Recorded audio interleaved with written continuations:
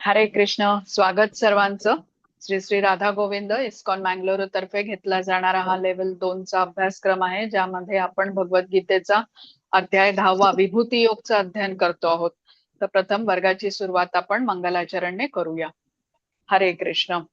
ओम अज्ञानतिमिरान्धस्य ज्ञानाञ्जनशलाकया चक्षुरुन्मिलितं येन तस्मै श्रीगुरवे नमः. श्रीचैतन्यमनोभीष्टं स्थापितं येन भूतले स्वयं रूप कदा मह्यं ददाति स्वपदान्तिकं. हे कृष्ण करुणा सिन्धो दीनबन्धो जगत्पते गोपेश गोपिका कान्त राधाकान्त नमोऽस्तुते. तप्त काञ्चन गौराङ्गी राधे वृन्दावनेश्वरी वृषभानुसुते देवी प्रणमामि हरिप्रिये. नमः ओम विष्णुपदाय कृष्णप्रेष्ठाय भूतले श्रीमते भक्तिवेदान्त स्वामिन् इति नामिने. नमस्ते सारस्वते देवे गौरवाणी प्रचारिणे निर्विशेष शून्यवादी पाश्चात्य देशतारिणे. जय श्री कृष्ण चैतन्य प्रभु नित्यानंद श्री अद्वैत गदाधर श्रीवासादि गौर भक्त वृंद. हरे कृष्ण कृष्ण कृष्ण हरे हरे, हरे राम राम राम हरे हरे. हरे कृष्ण. तर सर्वात प्रथम इस्कॉनचे संस्थापकाचार्य भक्तिवेदांत स्वामी श्रीला प्रभुपाद यांना साष्टांग प्रणाम करूया. त्यांचे आशीर्वाद घेऊन आपण वर्गाला सुरुवात करूया. श्रीला प्रभुपाद यांच्या प्रयत्नांमुळेच आपण हे भगवद्गीतेचं अध्ययन करू शकतो. त्यांनी लिहिलेली अनेक ग्रंथ, त्याच्यामधली अत्यंत सरळ अशी भाषा, सुगम भाषा, यामुळे हे ज्ञान आपल्यापर्यंत पोहोचू शकतं. श्री श्री राधा गोविंद इस्कॉन मँगलोरचे अध्यक्ष नामनिष्ठ दास प्रभूजी यांना सादर प्रणाम, ज्यांनी हा अभ्यासक्रम आपल्या सर्वांच्यासाठी बनवला, झूमच्या द्वारे उपलब्ध करून दिला आणि त्यामुळे घरी बसल्या या संधीचा आपण लाभ घेऊ शकलो.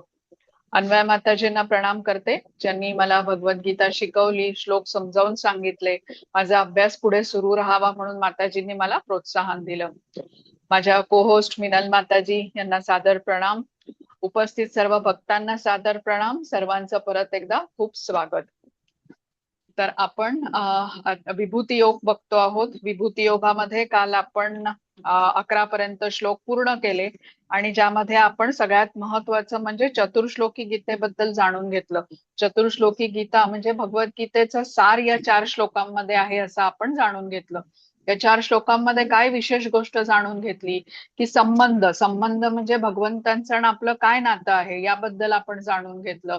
अभिध्येय म्हणजे भगवंत हे स्वामी आहेत, आपण त्यांचे सेवक आहोत हे जाणून आपण त्यांच्यासाठी कुठली कृती करू, तर आपण त्यांची भक्तिमय सेवा करू. तर नवविधा भक्तीमधल्या जे काही विधी आहेत यापैकी कुठल्याही एका विधीमध्ये जोडून घेऊन आपण भगवंतांच्या भक्तीमध्ये सहभागी होऊ शकतो, म्हणजे अभिध्येय करू शकतो किंवा ज्याला कृती म्हणतात. आणि हा कृती करण्याच्या मागचा उद्देश काय आहे, प्रयोजन काय आहे, तर आपण भगवंतांचं प्रेम किंवा भगवत कृपा ही प्राप्त करू शकतो. तर अशा प्रकारे हे जे 4 श्लोक आहेत भगवद्गीतेचे किंवा चतुर्श्लोकी गीतेचे, तर याच्यामध्ये आपण संबंध, ज्ञान, अभिधेय आणि प्रयोजन हे जाणून घेऊ शकतो. भगवंत हे सर्वश्रेष्ठ आहेत आणि आपण त्यांचे सेवक आहोत हे आपल्याला जाणून घेतलं पाहिजे. भगवंतांची बरोबरी आपण कधीच करू शकत नाही. तर हे पूर्ण मान्य करून जेव्हा आपण त्यांच्या सेवेमध्ये युक्त होतो ते आपल्या सर्व जीवांच्यासाठी हिताचं ठरतं. आता भगवंत सर्वश्रेष्ठ कसे आहेत हे आपण या सर्व श्लोकांमधून जाणून घेतो आहोत. आणि आता हे अर्जुनानेही जाणून, आता आजचा जो श्लोक आहे त्याच्यामध्ये तो मान्य करतो, चतुर्श्लोकी गीता ऐकून तोही मान्य करतो अर्जुन की भगवंत हे सर्वश्रेष्ठ आहेत. आणि आता कशा शब्दांमध्ये भगवंतांची स्तुती करतो तो ते आता आपण बघूया. आज आता आपण 12वा आणि 13वा श्लोक जो एकत्र आहे तिथून आपण सुरुवात करतो आहोत. हा, हरे कृष्ण माताजी. हरे कृष्ण. ऐकू येत आहे? हो हो, येत आहे माताजी. हरे कृष्ण. श्रील प्रभुपाद की जय.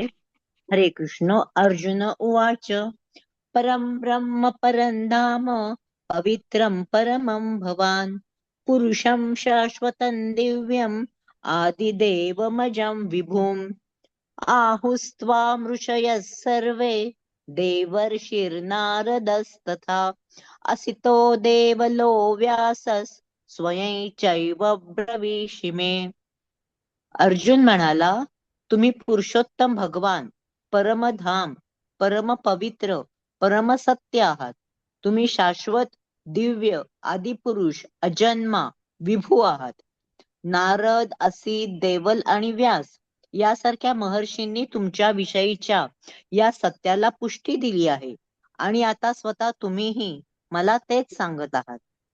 हरे कृष्ण. हरे कृष्ण.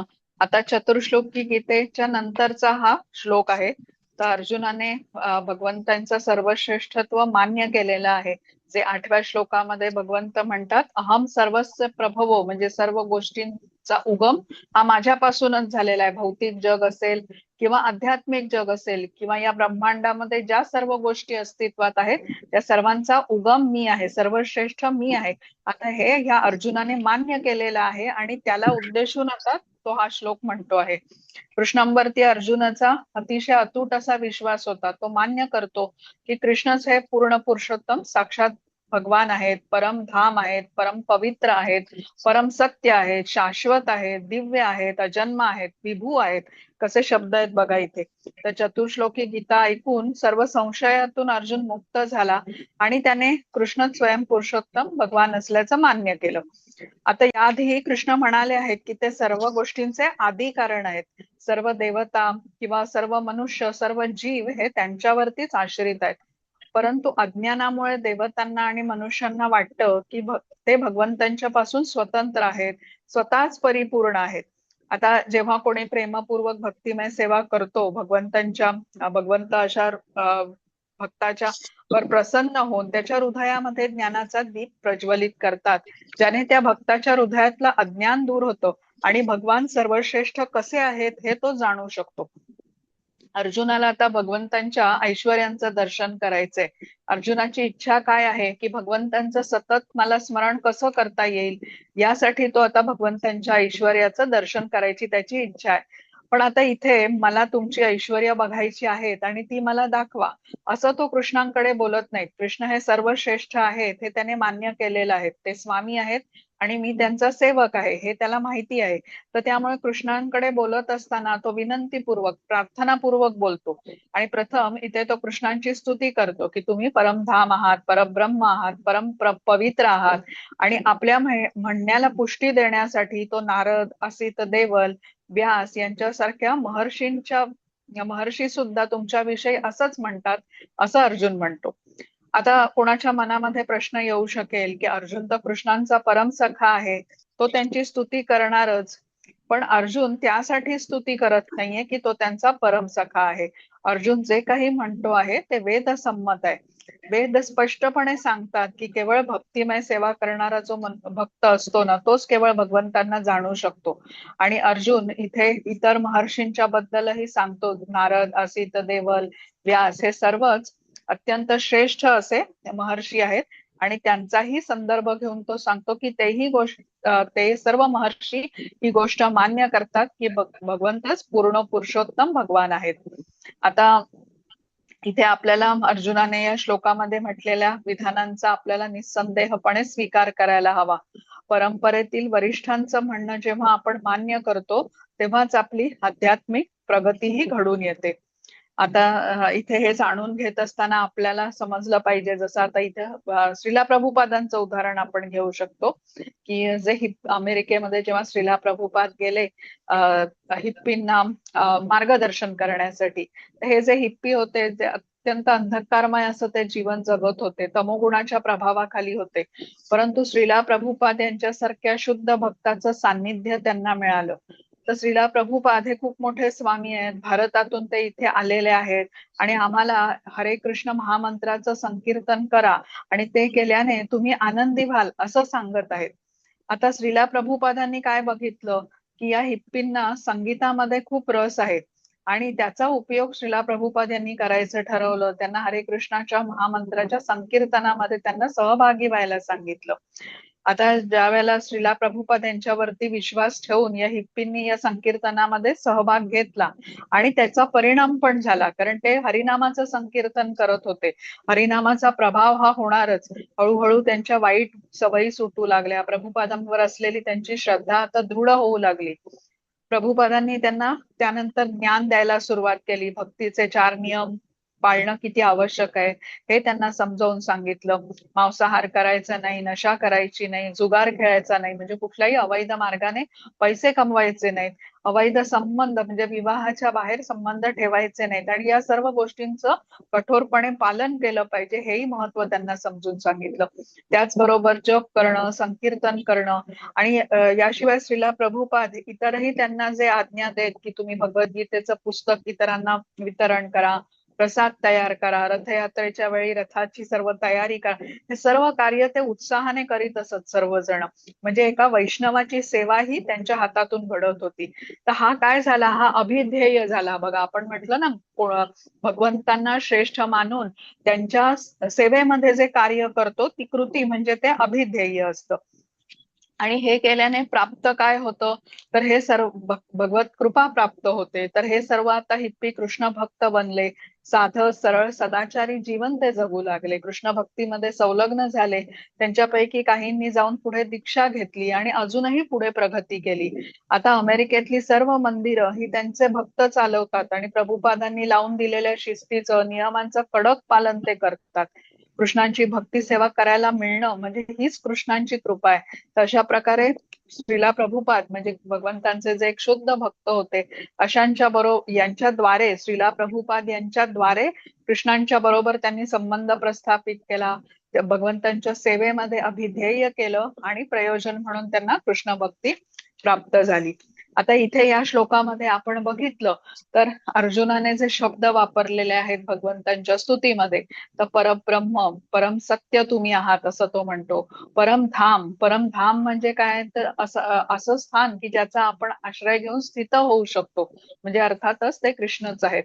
तर परम पवित्रम म्हणजे जो कृष्णांना शरण जातो तो सर्व पापांमधून शुद्ध होऊ शकतो. तर अर्जुनाने केलेली ही स्तुती समजून घेतल्यानंतर आपण हे जाणू शकतो की वरिष्ठांकडे किंवा श्रेष्ठांकडे आपल्याला कसं बोलायला पाहिजे, विनम्रतापूर्वक, प्रार्थनापूर्वक बोललं पाहिजे. ते बोलत असताना त्यांची स्तुती करायला पाहिजे आणि मग आपल्याला त्यांच्याकडून काय ज्ञान जाणून घ्यायचं आहे त्याबद्दल विनंती करायला हवी. आता भक्तांना भगवंतांच्या मुखातून येणारी अमृत वाणी असते, ऐकायला अतिशय ते उत्सुक असतात. ते भगवंतांच्या अमृतवाणीचं पान करून ते कधीही तृप्त होत नाहीत. सतत ऐकत राहावी भगवंतांची वाणी असंच भक्तांना वाटत राहतं. तर जसं आता कृष्णांनी ज्या विभूतींच्या बद्दल आधी उल्लेख केलेला आहे ते ऐकून अर्जुन समाधानी नाहीये. अजून भगवंतांनी अधिक या आपल्या ऐश्वर्यांचं वर्णन करावं म्हणून तो उत्सुक आहे आणि ही ऐश्वर्य जाणून आता अर्जुन सतत भगवंतांचं स्मरण करू शकेल ही त्याची इच्छा आहे. तर प्रथम आता तो स्तुती करतो आणि इथे भगवंतांना तो आपली इच्छाही प्रगट करतो. तर अर्जुन कृष्णांचा भक्त असल्याने श्रद्धापूर्वक म्हणजे कृष्णांनी ज्या गोष्टी सांगितल्या त्याला त्याचा श्रद्धापूर्वक त्याने स्वीकार केला. आता हीच गोष्ट कृष्णांनी सांगितली की वैष्णव गुरूंच्या वाणीत करून भक्त स्वीकार करतो की कृष्णच हे पूर्ण पुरुषोत्तम भगवान आहेत आणि त्यांची भक्ती करू लागतो. तर तो कृष्ण भक्तीच्या कार्यामध्ये संलग्न होतो आणि मग या कार्यामध्ये प्रगती करू लागतो. एका भक्ताची प्रगती झाली की कृष्णच आपले गुण त्याच्या हृदयामध्ये अधिकाधिक प्रकाशित करतात आणि हेच आता इथे अर्जुनाच्या बरोबर होताना आपण बघतोय. चतुर्श्लोकी गीतेच्या पहिल्या श्लोकामध्ये कृष्ण म्हणतात, अहम सर्वस्य प्रभवो मत्तः सर्वं प्रवर्तते इति मत्वा भजते मां बुधा भाव समन्वितः. म्हणजे हे जाणून मग कसं हे आता भगवंत हे सर्वश्रेष्ठ आहे, सर्व जगाचे उत्पत्ती करता आहेत, सर्व अस्तित्वातील गोष्टी ह्या त्यांच्यामुळेच आहेत, हे कसं जाणू शकतो कोणी भक्त, तर प्रमाणित आध्यात्मिक गुरूंकडून ज्ञान घेऊन ते जाणू शकतो. तो भक्त जाणतो की कृष्ण हेच पूर्ण पुरुषोत्तम आहे. आता इथे अर्जुनाची कुठली अंधश्रद्धा नाहीये, त्यासाठी त्याने नारद मुनी, असित देवल, व्यास इत्यादी श्रेष्ठ महर्षींचाही संदर्भाचा उल्लेख केलेला आहे. तर आपल्याला समजून घेतलं पाहिजे की कृष्ण आपल्यावर आपल्यावर कृपा करतात ती गुरूंच्या माध्यमातून करतात. म्हणजे कुठल्या जीवाची जशी इच्छा असेल कृष्णांना प्राप्त करण्याची, तर कृष्ण तशी व्यवस्था करतात. कुठल्या एखाद्या वैष्णवाशी त्याची भेट होईल अशी, ज्याच्याकडून तो भक्तीच्या बद्दल जाणून घेतो आणि त्यानुसार कार्य करण्यामध्ये भक्तीमध्ये संलग्न होतो आणि भगवंतांकडे जाण्यासाठी प्रगतीही करतो. आता कोणी जीव भगवंतांच्या पासून अनादी काळासाठी बहिर्मुख असेल तर कृष्ण कोणावरही बळजबरी करत नाहीत. जीवाला क्रमशः कोणी त्यांच्याविषयी प्रेमभावनेचा विकास जीवाने केला तर मात्र भगवत धामामध्ये यायला त्याला संधी देतात. तर आपल्याला म्हणून ही जी ज्ञान आपल्याला प्राप्त कोणाकडून होऊ शकतं तर गुरूंकडून होऊ शकतं. तर त्यासाठी गुरूंचं खूप महत्व आहे. आता बघा अर्जुनाने कृष्णांकडून त्यांच्या काही विभूतींच्या बद्दल यापूर्वी ऐकलेलं आहे. 7व्या आणि 8व्या अध्यायामध्ये आणि 9व्या अध्यायातही थोडं थोडं कृष्णांनी सांगितलेलं आहे. आता या विभूतींबद्दल तो विस्ताराने कृष्णांकडून त्याची जाणून घेण्याची त्याची इच्छा आहे. म्हणून हा श्लोक अर्जुनाने म्हटलेला आहे. प्रत्यक्ष भगवंतांच्या वाणीतून त्यांची ऐश्वर्य ऐकायला मिळावीत आणि त्यासाठी त्यांचं तो गुणगान या शब्दांमध्ये करतोय की तुम्हीच परब्रह्म आहात, परमधाम आहात, परम पवित्र आहात. आता आपण पुढचा श्लोक बघू. हरे कृष्ण. हरे कृष्ण. सर्वमेतद्रुतं मन्ये यन्मां वदसि केशव, नहि ते भगवन् व्यक्तिं विदुर्देवा न दानवाः. हे कृष्ण, तुम्ही सांगितलेले सर्व काही मी पूर्णतः सत्य म्हणून स्वीकारतो. हे भगवन, देवता तसेच दानव तुमचे व्यक्तित्व जाणू शकत नाहीत. हरे कृष्ण. हरे कृष्ण. आता इथे या श्लोकामध्ये अर्जुन स्पष्टपणे म्हणतो की श्रद्धाहीन आणि आसुरी प्रवृत्तीचे लोक श्रीकृष्णांना जाणू शकत नाही. केवळ भगवंतांच्या कृपेनेच अर्जुन जाणू शकला की कृष्ण हेच परम सत्य आहेत, पूर्ण पुरुषोत्तम भगवान आहेत. आणि ही गोष्ट आपल्याला लक्षात ठेवले पाहिजे की कृष्णांची कृपा असेल, कृष्णांच्या शुद्ध भक्ताची कृपा असेल तरच आपण आध्यात्मिक मार्गावरती प्रगती करू शकतो.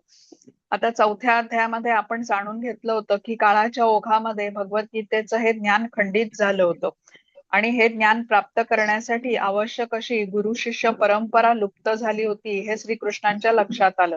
तर त्यामुळे कृष्णांनी अर्जुनाच्या द्वारे या गुरु शिष्य परंपरेची पुनर्स्थापना केली.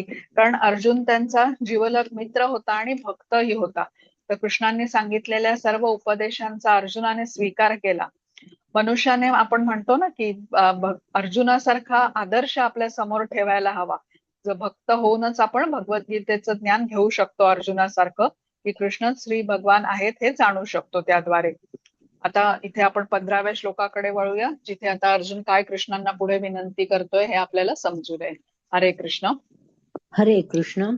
स्वयमेवात्मनात्मानौ वेत्थत्वं पुरुषोत्तम, भूतभावन भूतेश देव देव जगत्पते. हे पुरुषोत्तम, हे भूतभावन भूतेश देवाधिदेव, हे जगतपते, खरोखर तुम्हीच केवळ आपल्या अंतरंग शक्तीद्वारे स्वतःला जाणू शकता. हरे कृष्ण. हरे कृष्ण. तर अर्जुन कृष्णांचा भक्त होता, त्यामुळे भगवद्गीतेचा उपदेश तो समजू शकला. जे भक्त कृष्णांची प्रेमपूर्वक भक्ती सेवा करतात तेच कृष्णांना जाणू शकतात. ज्यांची कृष्णांवरती श्रद्धा नाही, नास्तिक आहेत, जे अभक्त आहेत किंवा आसुरी प्रवृत्तीचे आहेत, हे मात्र कृष्णांना काही करून जाणू शकत नाहीत. तर भगवद्गीता ही कृष्णांची अमृतवाणी आहे आणि भक्त श्रेष्ठ अर्जुन याच्यासारखा आदर्श समोर आपण ठेवला तर भगवद्गीतेने दिलं गेलेलं ज्ञान आपण प्राप्त करू शकतो. कृष्णांची कृपा हवी तेव्हाच कृष्णांच्या शुद्ध भक्ताच्या माध्यमातून हे ज्ञान आपण प्राप्त करू शकतो. त्यामुळे नास्तिकवादी लोकांकडून भगवद्गीतेचं ज्ञान आपण घेऊ नये असं सांगितलं जातं. कृष्ण विज्ञान हे कृष्णांच्या भक्ताकडूनच आपण जाणून घेतलं पाहिजे. आणि यासाठी पात्रता काय असावी लागते तर कृष्णांवरती श्रद्धा असावी लागते. म्हणजे भक्त होऊनच आपण कृष्ण ज्ञान घेऊ शकतो. आता वेदांमध्ये पण भगवंतांचा उल्लेख परम पवित्र असा केलेला आहे. त्यांना परम पवित्र का म्हटलं गेलं आहे, कारण त्यांना जाणण्याच्या क्रियेनेच आपण सर्व पापांमधून शुद्ध होतो. तर इथे वेदांना अनुसरूनच अर्जुनाने स्वीकार केलेला की भगवंत हे परम पवित्र आहेत. आणि श्रीला प्रभुपाद या श्लोकाच्या तात्पर्यामध्ये केन उपनिषद आणि मंडूक उपनिषदचा संदर्भ देऊन सांगतात की अखिल अस्तित्वाचा आश्रयस्थान भगवंत आहेत आणि त्यांना शरण गेल्यानेच आपण आपली स्वरूप स्थिती जाणून या भौतिक देहातून मुक्त होऊ शकतो. स्वरूप स्थिती म्हणजे काय, की आपण आत्मा आहोत आणि आपला आत्मा भगवंतांचा अंश आहे. भगवंत हे विभू आहेत आणि आपण हे अणू आहोत. त्यांची सेवा करणं हेच आपल्या आत्म्याचं कर्तव्य, ही आपली स्वरूप स्थिती आहे. हे आपण ज्ञान कुठून घेऊ शकतो, तर शास्त्रांमधून घेऊ शकतो, गुरूंच्या माध्यमातून घेऊ शकतो. आता अर्जुनाने या श्लोकात जे म्हटलेलं आहे त्याचा स्वीकार आपण केलेला आहे. तो परत भगवंतांच्या स्तुतीमध्ये बघा कसे शब्द वापरतो की हे पुरुषोत्तम, हे भूतभावन, भूतेश, देवादिदेव, जगतपते. तर हे जसं आता हे अर्जुनाने म्हटलंय ना, तर त्याला परंपरा म्हणतात. आपण त्याचं अनुकरण केलं पाहिजे. भगवंतांचं प्रार्थनापूर्वक, विनंतीपूर्वक आपण वैष्णवांना किंवा श्रेष्ठांना आदर दिला पाहिजे. तर आपण अर्जुनाचा आदर्श आपल्याला ठेवायला हवा असं जेव्हा म्हणतो तेव्हा हे शिकायला हवं आपल्याला की अशा प्रकारे प्रार्थना केली जाते. जशी आता श्रद्धा, विश्वास हे त्याने कृष्णांच्या प्रती ठेवला अर्जुनाने, तसंच या विधानांचा जे आता ह्या दोन्ही श्लोकामध्ये अर्जुनाने म्हटलेला आहे त्याचा स्वीकार करायला हवा की कृष्ण हेच परब्रह्म आहेत, परमधाम आहेत, पवित्रम परमम भवान आहेत, आदी आहेत, अज आहेत आणि पूर्ण पुरुषोत्तम भगवान आहेत. पण आपल्या शास्त्रांमध्ये वेद, उपनिषद अनेक म्हणजे अनेक प्रमाण देऊन जरी सिद्ध करतात की भगवंत हेच सर्वश्रेष्ठ आहेत, पण दुर्दैवाने मात्र अनेक लोक याचा स्वीकार करीत नाहीत. भौतिक जगामध्ये जे शिक्षण दिलं जातं त्या आधारावरती भगवंतांना ते एक साधारण मनुष्य समजण्याची चूक करतात आणि परिणामही भोगतात. तर हे आपण लक्षात ठेवलं पाहिजे की आपण आपल्या बुद्धीने, तर्काने, मानसिक तर्काने जाणू शकत नाही. आपली इंद्रिय आपण म्हणतो ना अपूर्ण इंद्रिय आहेत. तर कुठल्या गुरूंकडून, श्रेष्ठ अशा वैष्णवांकडून जेव्हा आपण हे ज्ञान प्राप्त करतो कृष्णांच्या बद्दल, त्याच वेळेला हे आपल्याला बदल घडून येतात आणि कृष्णांचं स्वरूप आपल्याला जाणण्याचा स्थितीपर्यंत आपण पोहोचू शकतो. हरे कृष्ण. हरे कृष्ण. वक्तुमर्हस्य शेषेण दिव्याह्यात्मविभूतयः याभिर्विभूतिभिर्लोका निमास्त्वं व्याप्य तिष्ठसि. ज्या दिव्य ऐश्वर्यांद्वारे तुम्ही सर्व ग्रहलोक व्यापून राहिला आहात त्या अलौकिक ऐश्वर्यांचे कृपया मला सविस्तर वर्णन करून सांगा. हरे कृष्ण. हरे कृष्ण. आता कृष्णांच्या कृपेनेच अर्जुनाला प्रत्यक्ष अनुभव मिळाला भक्तीचा, बुद्धी त्याला प्राप्त झाली आणि ज्ञानही प्राप्त झालं की ज्याद्वारे तो जाणू शकला की कृष्ण हेच पूर्ण पुरुषोत्तम भगवान आहेत. आता त्याला मुळीच संशय नव्हता, पण तरीही सामान्य लोकांच्या वतीने त्याने कृष्णांना ही प्रश्न प्रगट केला किंवा इच्छा प्रगट केली की तुम्ही कृष्ण सर्वव्यापी आहात, तुमच्या विविध शक्तींच्या द्वारे तुम्ही चराचरात कसे व्याप्त आहात हे मला जाणून घ्यायचं आहे, ज्याचं सविस्तर आता तुम्ही वर्णन करून सांगा. आता पुढचा श्लोक बघू आपण. हरे कृष्ण. हरे कृष्ण. कथं विद्यामहं योगिं त्वां सदा परिचिन्तयन् केषु केषु च भावेषु चिन्त्योऽसि भगवन् मया. हरे कृष्ण.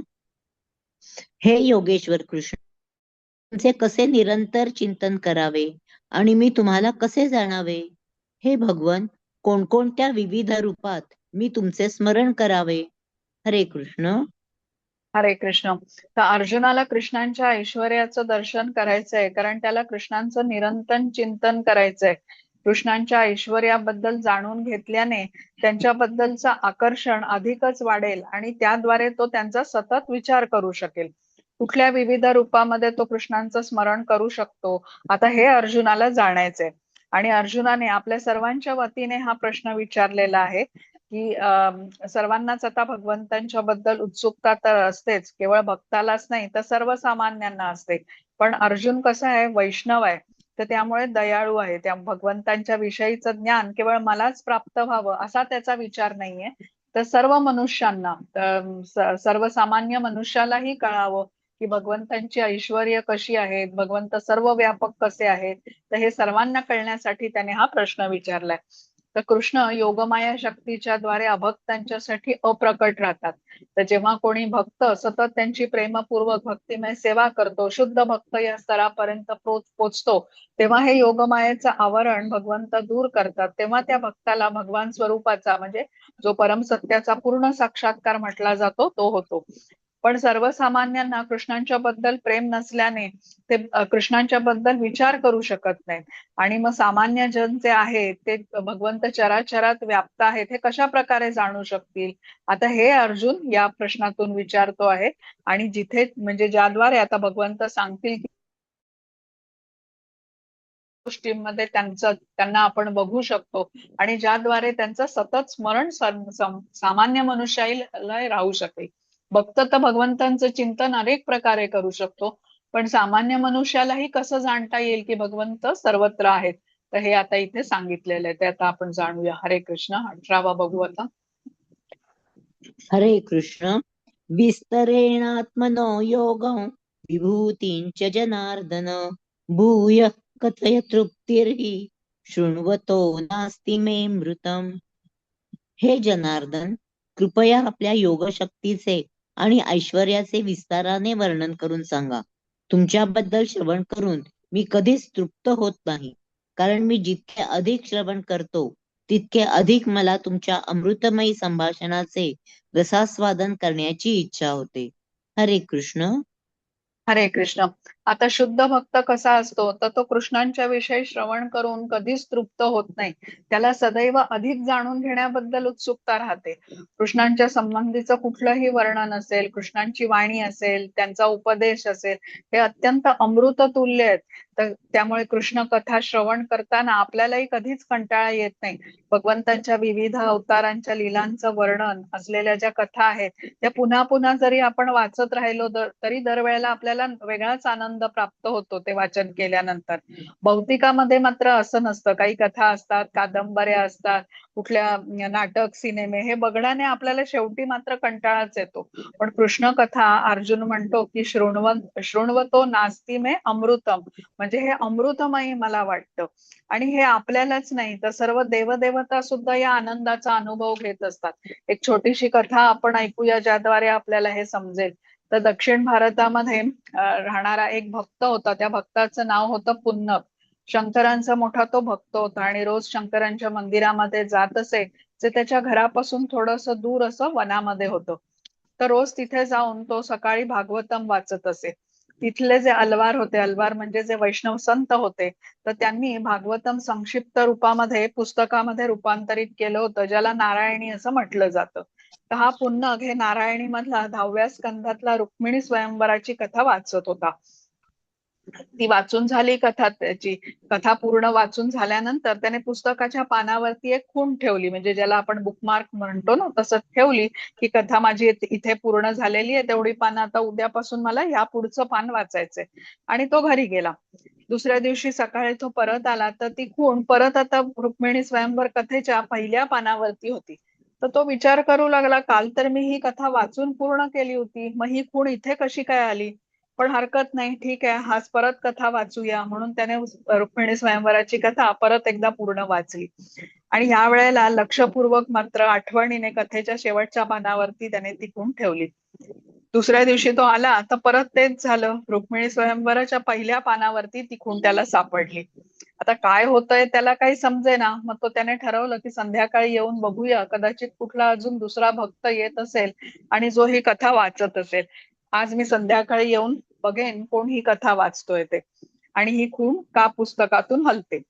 आता संध्याकाळी तो आला, त्याने बघितलं तर मंदिर बंद होतं, पण मंदिराच्या बाजूला असलेली एखादी एक खिडकी होती, ती थोडीशी त्याला उघडी दिसली आणि तिथून वाकून बघूया म्हणून तो तिथपर्यंत गेला. आणि आतलं दृश्य बघून तो थक्क झाला. शंकर स्वतः पार्वती बरोबर बसून या भागवतमचं पुस्तक उघडून आता हे रुक्मिणी स्वयंवरचा अध्याय वाचत होते. आणि पार्वती म्हणत होती शंकरांना की गेले 3 दिवस आपण हा अध्याय वाचतो आहोत, आणि हा अध्याय वाचून झाला की ती परत खूण तुम्ही पहिल्या पानावरती आणून ठेवतात, आणि तो भक्त पुन्नग हा अध्याय रोज तिथूनच वाचायला सुरुवात करतोय, तर असं तुम्ही का करत आहात? तर त्यावरती शंकरांनी उत्तर दिलं की हा रुक्मिणी स्वयंवराचा अध्याय अतिशय सुंदर आहे आणि वाचताना मला खूप आनंद होतो. वारंवार हाच वाचत राहावं, हाच आनंद परत परत मला मिळत राहावा असं मला वाटतं. एकदा वाचून समाधान होत नाही. भगवंतांच्या लीला या वारंवार वाचाव्यात असं मला वाटतं. आता आपण जाणून घेतलं की शंकर हे कोण आहेत, तर ते अत्यंत श्रेष्ठ असे वैष्णव आहेत. वैष्णवानाम यथा शंभू असं म्हटलेलं आहे. म्हणजे अत्यंत श्रेष्ठ वैष्णव, भगवंतांच्या भक्तांमधले अत्यंत श्रेष्ठ असे भक्त आहेत. भगवंतांच्या कथा वाचायला, त्याच्यावरती चर्चा करायला त्यांनाही खूप आवडतं, कारण ते भगवंतांचे भक्त आहेत. तर अशा प्रकारे भगवंतांच्या भक्तांना, म्हणजे मग त्या जी कोणी मनुष्य जीव असेल किंवा देवदेवता असतील, भगवंतांच्या लीला, त्यांच्या कथा, त्यांचं नाम गुण रूप लीला यांचं श्रवण कीर्तन, त्याच्याबद्दलच्या आपापसातली चर्चा, हे सर्व करायला या सर्वांना अतिशय आवडतं. आता भौतिक जगामध्ये बघा, एखादा विद्यार्थी असेल आणि तो नियमितपणे जर का अभ्यास करत असेल, कॉलेजलाही जात असेल, घरी येऊनही आपला गृहपाठ मन लावून करत असेल, तर त्याचं फळ म्हणजे त्याला काय मिळतं, तो यशस्वीपणे परीक्षा पास करू शकतो चांगले मार्कांनी. किंवा एखादा बिझनेसमन बघा, तोही कष्ट करताना दिसतो आपल्याला व्यवसायामध्ये. काय म्हणतात, तो तो प्रगती करतो अशा प्रकारे. म्हणजे भौतिकामध्ये केलेल्या कार्याचं फळही मिळत असतं. तसंच भक्तीमध्ये पण आहे की आता एखादा भक्त मन लावून जर का कृष्ण भक्ती करेल, तर तेव्हा त्याचीही प्रगती होते. कृष्ण त्याला सेवा करण्याचे विविध अजून पर्याय देतात. म्हणजे भक्तीमधली प्रगती म्हणजे सेवेचीही मिळणारी संधी. तर आपण हरे कृष्ण महामंत्राचा जेव्हा जप करतो, त्याचा अर्थ आपण जाणून घेतला होता की हरे कृष्ण हा जो हरा शब्द आहे किंवा हरे शब्द हा राधेला संबोधून म्हटलेला आहे. आणि आपण जणू राधाराणीला विनंती करतो की आम्हाला कृष्णाच्या सेवेमध्ये जोडण्याची संधी तुम्ही द्या म्हणून. तर ही सेवेची संधी भगवत कृपा म्हणूनच आपल्याला प्राप्त होत असते. आणि हा आपण उत्तम प्रकारे त्यासाठी प्रयत्न करायला हवा प्राप्त करण्याचा. आणि जे पण आपल्याला आता श्रवण कीर्तन स्मरणम करण्याचा जो काही संधी मिळते भगवंतांच्या नाम गुण रूप लीला याची, ही आपण व्यवस्थितपणे अगदी करायला हवी. जेव्हा आपण या गोष्टीचा स्वीकार करतो की भगवंत हे सर्वश्रेष्ठ आहेत, तर तेव्हा या अभिध्येयमध्ये, या कृतीमध्ये की भगवंतांच्या बद्दल जाणून घेण्यामध्ये आपल्याला निश्चितच मग आनंदही वाटू लागतो. आता पुढचा बघू. हा, हरे कृष्ण. हरे कृष्ण. श्री भगवान उवाच हन्त ते कथयिष्यामि दिव्या ह्यात्मविभूतयः प्राधान्यतः कुरु श्रेष्ठ नास्त्यन्तो विस्तरस्य मे. श्री भगवान म्हणाले, होय अर्जुना, मी तुला माझ्या विलोभनीय अभिव्यक्तींबद्दल सांगेन, परंतु मी प्रमुख अभिव्यक्तींचेच कथन करीन, कारण माझे ऐश्वर्य अनंत आहे. हरे कृष्ण. हरे कृष्ण.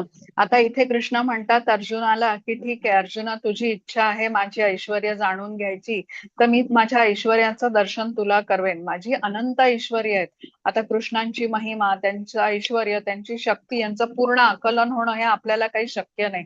आपण आणि आपली इंद्रिय आपण म्हणतो ना अपूर्ण आहेत आणि इंद्रियांच्या मर्यादित क्षमता आहेत.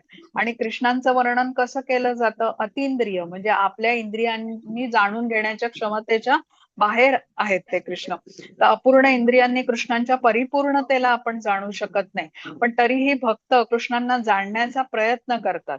आता जीवांच्या अपूर्ण इंद्रियांनी ऐश्वर्यांचं पूर्ण ज्ञान ते घेऊ शकणार नाहीत, हे कृष्णांना माहिती आहे. आणि त्यामुळे त्यांच्या अनंत विभूतींच्या पैकी प्रमुख विभूतींचं वर्णन करण्याचं कृष्ण इथे मान्य करतात, अर्जुनाच्या इच्छेला मान देऊन.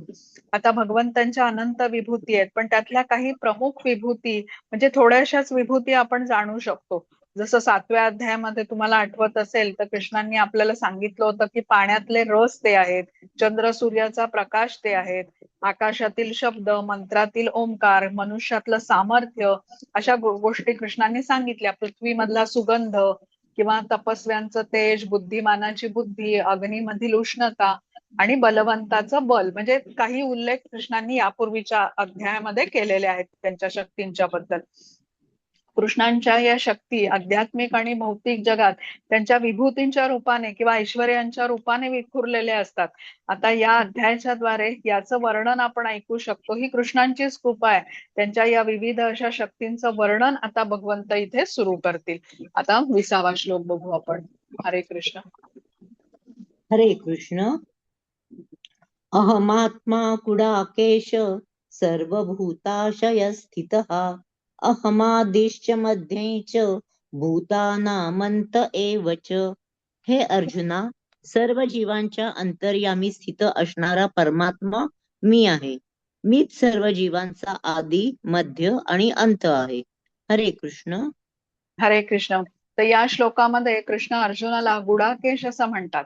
गुडाकेश म्हणजे ज्याने निद्रारूपी अंधकारावरती विजय प्राप्त केलेला आहे. अज्ञानामुळे अंधकारात असलेले भौतिक जगामधील लोक बघा, आध्यात्मिक जगामध्ये भगवंत विविध प्रकारे म्हणजे भौतिक आणि आध्यात्मिक जगात दोन्हीकडे भगवंत कसे स्वतःला प्रकट करतात विविध शक्तींच्या द्वारे हे जाणू शकत नाही. परंतु अर्जुन मात्र या अंधकाराच्या पलीकडे, या अज्ञानाच्या पलीकडे आहे. तर त्यामुळे भगवंत आपल्या विविध ऐश्वर्यांचं वर्णन करण्याचं अर्जुनासाठी मान्य करतात.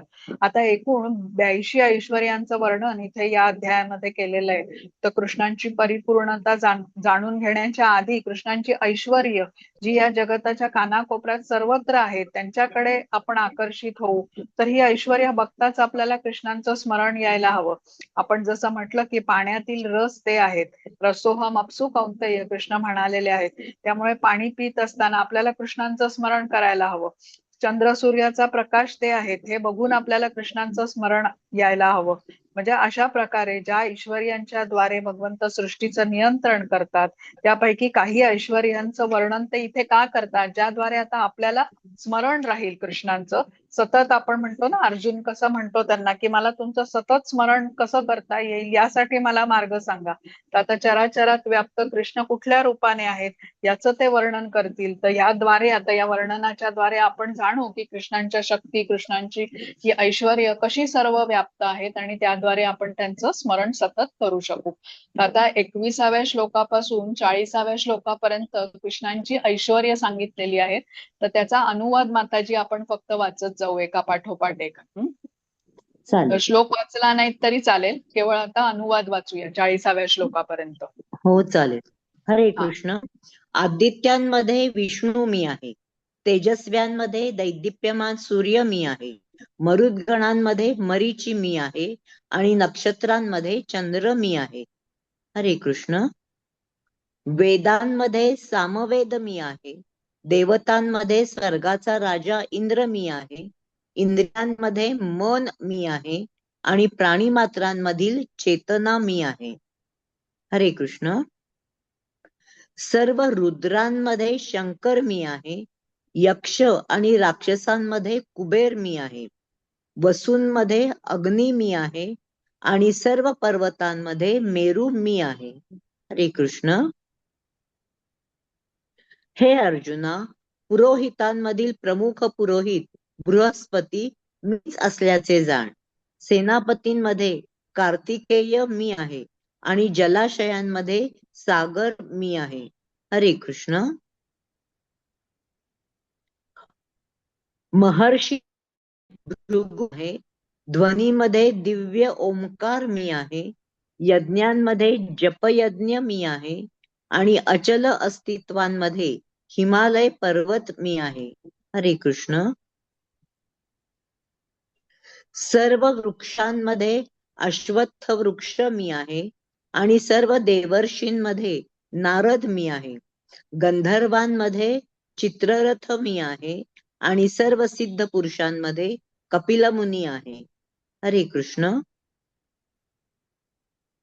अमृत प्राप्ती करता केलेल्या समुद्र मंथनातून उत्पन्न झालेल्या अश्वांमधील अश्व उच्चैश्रवा मी आहे. गजेंद्रांमध्ये ऐरावत मी आहे आणि मनुष्यांमध्ये राजा मी आहे. हरे कृष्ण. मी सर्व आयुधांमध्ये वज्र आहे. मी गायींमध्ये सुरभी गाय आहे. मी प्रजोत्पादनास कारण असणारा कामदेव मदन आहे आणि मी सर्पांमध्ये वासुकी आहे. हरे कृष्ण. नागांमध्ये अनंत मी आहे आणि जलचरांमध्ये मी वरुण आहे. पितरांमध्ये अर्यमा मी आहे आणि नियमन करणाऱ्यांमध्ये मृत्यूचा नियंत्रता यमदेव मी आहे. हरे कृष्ण. दैत्यांमध्ये भक्तराज प्रल्हाद मी आहे. दमन करणाऱ्यांमध्ये काळ मी आहे. पशूंमध्ये सिंह मी आहे आणि पक्ष्यांमध्ये गरुड मी आहे. हरे कृष्ण. पवित्र करणाऱ्यांमध्ये वायू मी आहे. शस्त्र धारण करणाऱ्यांमध्ये राम मी आहे. मत्स्यांमध्ये मकर मासा मी आहे आणि प्रवाही नद्यांमध्ये गंगा नदी मी आहे. हरे कृष्ण. हे अर्जुना, सर्व सृजनांचा आदी अंत आणि मध्यही मीच आहे. सर्व विद्यांमध्ये अध्यात्म विद्या मी आहे आणि तर्कशास्त्रींमध्ये निर्णायक सत्य मी आहे. हरे कृष्ण. अक्षरांमध्ये अकार मी आहे आणि समासामध्ये द्वंद्व समास मी आहे.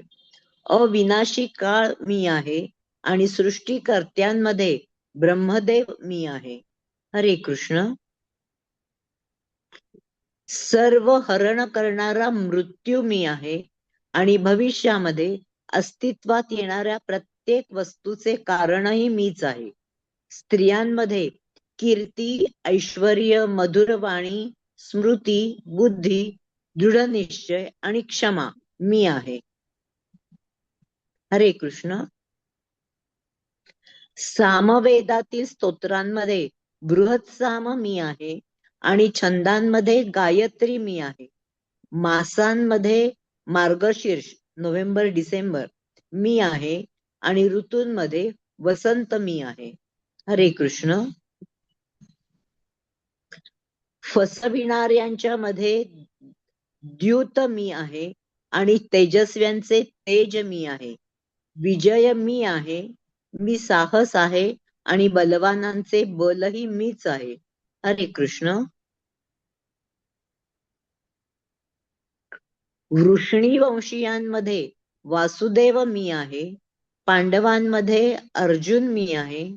मुनींमध्ये व्यास मी आहे आणि महान विचारक कवींमध्ये उशना मी आहे. हरे कृष्ण. अराजकतेने दमन करणाऱ्या सर्व साधनांमध्ये दंड मी आहे आणि विजयेच्छू पुरुषांची नीती मी आहे. रहस्यांमधील मौन मी आहे आणि ज्ञानीजनांमध्ये ज्ञान मी आहे. हरे कृष्ण. तसेच हे अर्जुना, संपूर्ण सृष्टीचे बीज मी आहे. कोणताही चराचर प्राणी माझ्या विना अस्तित्वात राहू शकत नाही. हरे कृष्ण. हे परंतप, माझ्या दिव्य विभूतींना अंत नाही. मी तुला जे सांगितले आहे ते माझ्या अनंत विभूतींचे केवळ सूचक आहे. हरे कृष्ण. हरे कृष्ण. आता कृष्णांनी अर्जुनाला आधीच सांगितलं होतं की माझी ऐश्वर्य ही अनंत आहेत आणि त्यातील प्रमुख काही ऐश्वर्यांचं तुला मी अनंत सर्व शक्तिमान आहेत. अचिंत्य अशा त्यांच्या शक्ती आहेत आणि सर्व शक्तींचं विभूतींचं वर्णन करणंही शक्य नाही. पण अर्जुनाच्या जिज्ञासेचं समाधान करण्यासाठी भगवंतांनी काही विभूतींचं इथे वर्णन केलं. आता श्रीकृष्णांची महिमा, त्यांचं ऐश्वर यांचं पूर्ण आकलन होणं आपल्याला शक्य नाही. जीवाच्या अपूर्ण इंद्रियामुळे श्रीकृष्णांना समग्रपणे जीव समजू शकत नाही. पण तरीही भक्त श्रीकृष्णांना जाणण्याचा प्रयत्न करतात आणि ही श्रीकृष्णांची ऐश्वर, त्यांची शक्ती यांची चर्चा केल्याने भक्तांना दिव्यानंद प्राप्त होत असतो. आता श्रीकृष्ण जाणतात की भक्तांना त्यांच्या पूर्ण ऐश्वर्यांचं ज्ञान होऊ शकत नाही, तर त्यामुळे अनंत अशा ऐश्वर्यांपैकी काही प्रमुख अशा विभूतींचं वर्णन त्यांनी या श्लोकांमध्ये केलेलं आहे. तर इतर ऐश्वर्य जाणणं हे आपल्याला शक्य होत नाही, पण या भौतिक इंद्रियांनी आपण कुठल्या कुठल्या विभूतींचा अनुभव घेऊ शकतो, त्या विविध असं शक्तींचं वर्णन कृष्णांनी या आधीच्या श्लोकांमध्ये केलं. आता आपण 41व्या श्लोकाकडे जाऊ. हा, हरे कृष्ण. हरे कृष्ण. यद्यत् विभूतिमत्सत्त्वं श्रीमर्ऊर्जितमेव वा तत्तदेवावगच्छत्वं मम तेजंश संभवम्. सर्व ऐश्वर्यवान, सुंदर आणि तेजस्वी अभिव्यक्ती माझ्या तेजाच्या केवळ एका स्फुल्लिंगातून उत्पन्न झाले आहेत, हे तू जाण. हरे कृष्ण. हरे कृष्ण. तर कृष्ण इथे सांगतात की ज्या ज्या जीवामध्ये जे जे वैशिष्ट्य तुम्हाला दिसत आहे ते माझ्यासारख्या अथांग अशा ऐश्वर्यांचं प्रतीक आहे. म्हणजे एक अंश आहे माझ्या पूर्ण ऐश्वर्यांचा. आता मनुष्यामध्ये बघा किती वेगवेगळे मनुष्य असतात ज्यांच्याकडे नृत्य कला असते, काहींमध्ये गायन कला असते, काहींच्याकडे चित्रकला असते. तर या सर्व गोष्टींचा स्रोत कृष्ण म्हणतात मी आहे. निसर्गामध्ये बघा फुलांचा सुगंध असतो, पक्ष्यांचे वेगळे वेगळे रंग असतात, वृक्षांचा डौल असतो, पानांचे वेगवेगळे आकार असतात. म्हणजे सांगावं तेवढं कमी आहे. अगदी छोटीशी मुंगी तिच्यात पण केवढी चिकाटी असते, एवढा मोठा हत्ती त्याचं केवढं बळ असतं, एखादा छोटासा पक्षी हजारो किलोमीटरचा प्रवास करून स्थानांतर करतो, त्याची काय क्षमता असते. किंवा मोरासारखा पक्षी बघा, त्याच्या पिसाऱ्याचं सौंदर्य, काही बर्फाच्छादित शिखरं असतात त्यांचं सौंदर्य वेगळं असतं, मातीच्या डोंगरांचं रूप वेगळं असतं, ब्रह्मपुत्रा, गंगा यासारख्या मोठ्या नद्यांचं प्रवाहाचं बळ बघा. म्हणजे प्रत्येकाचं वैशिष्ट्य वेगळं आहे. आपण जंगलच्या वाटेवरती जाऊ तर एखादा झरा आपल्याला सापडतो, त्याचा आवाज, त्याचा पाण्याचा वेग हा वेगळा असतो. राजहंस कसा पांढरा शुभ्र असतो, आणि जंगलामधला जो आपण म्हणतो प्राण्यांमधला राजा तो वाघ, त्याच्या अंगावरचे पट्टे ते सुद्धा प्रत्येकाचे वेगवेगळे असतात. गरुडाची भरारी वेगळी असते, घुबडाची नजर वेगळी असते, खारीची चपळता. म्हणजे अशा अनेक उदाहरणं आपण देऊ शकतो. ज्या जीवामध्ये जे काही वैशिष्ट्य आहे ते कृष्ण सांगतात ते मी आहे. आपल्याला हे जाणलं पाहिजे की सर्व गोष्टींचा उगम हे कृष्ण आहेत. ही सर्व वैशिष्ट्य कृष्णांमध्ये उपस्थित आहेत, म्हणूनच ती आंशिक स्वरूपात ह्या सर्व जीवांमध्ये दिसू शकतात. आता सर्व ज्ञान आहे बघा, वेद आहेत, उपनिषद आहेत, मोठे मोठे ग्रंथ आहेत, त्या ज्ञानाचा स्रोतही कृष्ण म्हणतात मीच आहे. आता इथे या श्लोकामध्ये जे शब्द आहेत ना, यत यत विभूती मत सत्वम, म्हणजे या सुंदर तेजस्वी अब्जा अभिव्यक्ती आहेत त्या कशा आहेत, तर मम तेज अंश संभवम, म्हणजे माझ्या तेजाचा ते एक अंश आहेत. आता किती विविध गुण आहेत, किती विविध कला, किती विविध वैशिष्ट्य, आपण त्यांचं म्हणजे मोजूही शकत नाहीत. पण कृष्ण सांगतात या सर्व गोष्टी, या सर्व असामान्य गोष्टी, या सर्व वैशिष्ट्य म्हणजे माझ्या ऐश्वर्यांचा अंश आहे. आता बघा भौतिक जगामध्ये कसं असतं, कुठला धनाढ्य व्यक्ती आपण बघितला की आपल्या मनामध्ये लगेच विचार येतो की अरे ह्याची केवढी संपत्ती असेल. तसंच आता इथे विचार करू की कृष्ण म्हणतात मी तर अनंत कोटी ब्रह्मांडाचा स्वामी आहे. म्हणजे आणि या सर्व गोष्टी ज्या कृष्णांनी आता या काही श्लोकांमध्ये सांगितल्या, ज्या आपण ग्रहण करू शकतो आपल्या भौतिक इंद्रियांनी, या त्यांच्या ऐश्वर्यांचा अंश आहे. म्हणजे भगवंतांची शक्ती, त्यांची ऐश्वर ही आपल्या समजण्याच्या बाहेर आहे. आता पुढचा श्लोक बघूया. हरे कृष्ण. हरे कृष्ण. अथवा बहुनैतेन किञ्ज्ञातेन तवार्जुन विष्टभ्याहमिदं कृत्स्नम् एकांशेन स्थितो जगत्. परंतु हे अर्जुना, या साऱ्या सविस्तर ज्ञानाची काय आवश्यकता आहे? माझ्या केवळ एकाच अंशाने मी हे संपूर्ण विश्व व्यापून धारण करून राहिलो आहे. हरे कृष्ण.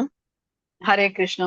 तर इथे कृष्ण अर्जुनाला सांगतात की ही सर्व सुंदर तेजस्वी ऐश्वर्य माझ्या एका अंशाने मी धारण केलेली आहे. आता पुढच्या म्हणजे 11व्या अध्यायामध्ये ही सर्व ऐश्वर्य एकत्रितपणे कृष्ण अर्जुनाला दाखवणार आहेत, आणि ही सर्व ऐश्वर्य एकाच वेळी अर्जुन त्यांच्यामध्ये बघू शकणार आहे. जे विश्वरूपाचं दर्शन अर्जुनाला होईल त्याच्यामध्ये एक अंशेन स्थितो जगत, कृष्ण म्हणतात.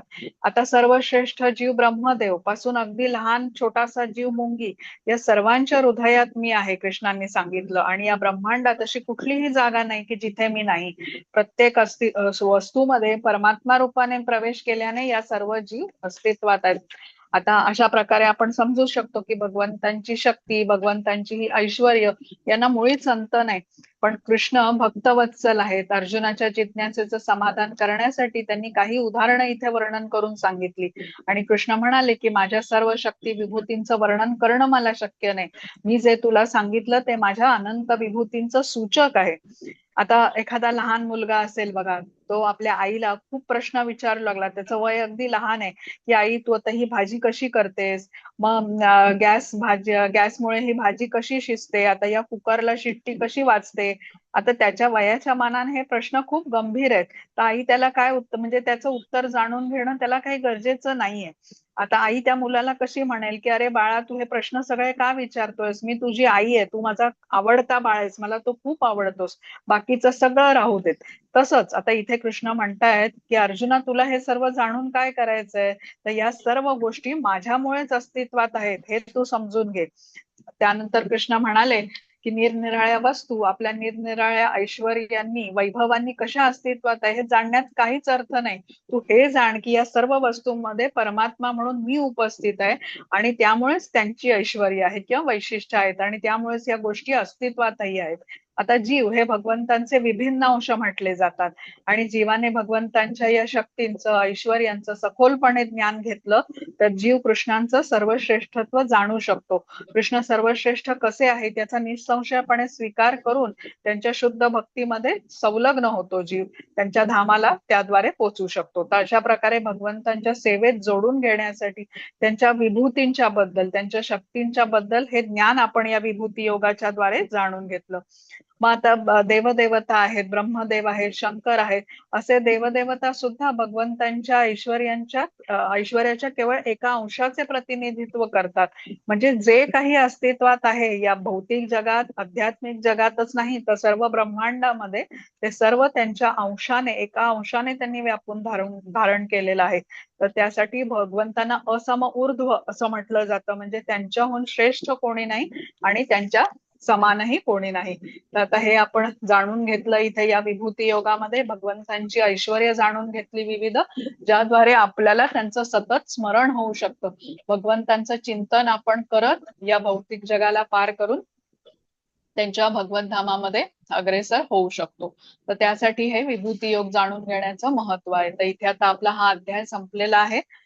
रेकॉर्डिंग मी थांबवते आणि मग आजच्या अध्यायावरती काही कोणाला प्रश्न असतील तर आपण ते घेऊया.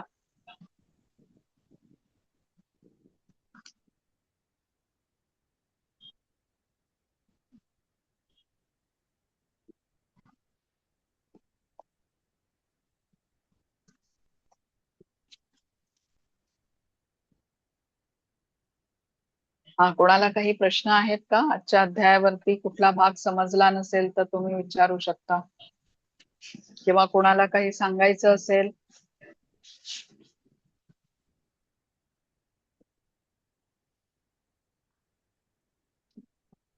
विभूती योग जाणून घेण्याचं महत्व सर्वांना समजलं का? कृष्णांचं सतत स्मरण व्हावं म्हणून अर्जुनाने ही इच्छा व्यक्त केली होती की कृष्ण कसे सर्वव्यापी आहेत.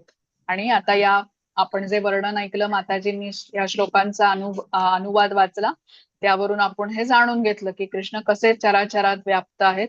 आणि पुस्तक ज्यांच्याकडे आहे त्यांनी श्रीला प्रभुपाद यांनी श्लोकाचं लिहिलेलं जे तात्पर्य आहे ते परत वाचावं, ज्याद्वारे आपल्याला ते व्यवस्थितपणे अधिक समजूही शकेल.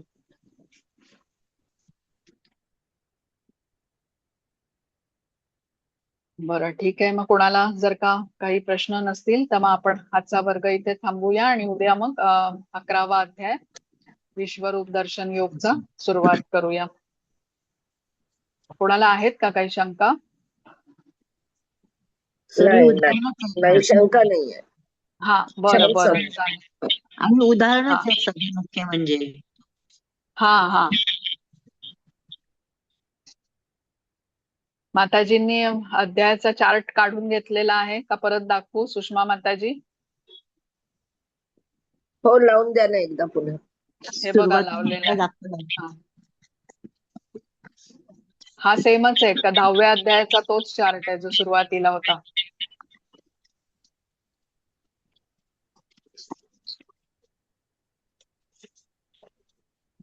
ठीक आहे, चालेल. वांछा कल्पतरुभ्यश्च कृपा सिंधुभ्य एव च पतितानां पावनेभ्यो वैष्णवेभ्यो नमो नमः. अनंत कोटि वैष्णव वृंद की जय. श्रीला प्रभुपाद की जय. हरे कृष्ण कृष्ण कृष्ण हरे हरे, हरे राम राम राम हरे हरे. हरे कृष्ण, हरि बोल. हरे कृष्ण. हरे कृष्ण. धन्यवाद माताजी. हरे कृष्ण. हरे कृष्ण. हरे कृष्ण. हरे कृष्ण. हरे कृष्ण. हरे हरे कृष्ण. कृष्ण. हरे बोल. हरे कृष्ण. हरि बोल.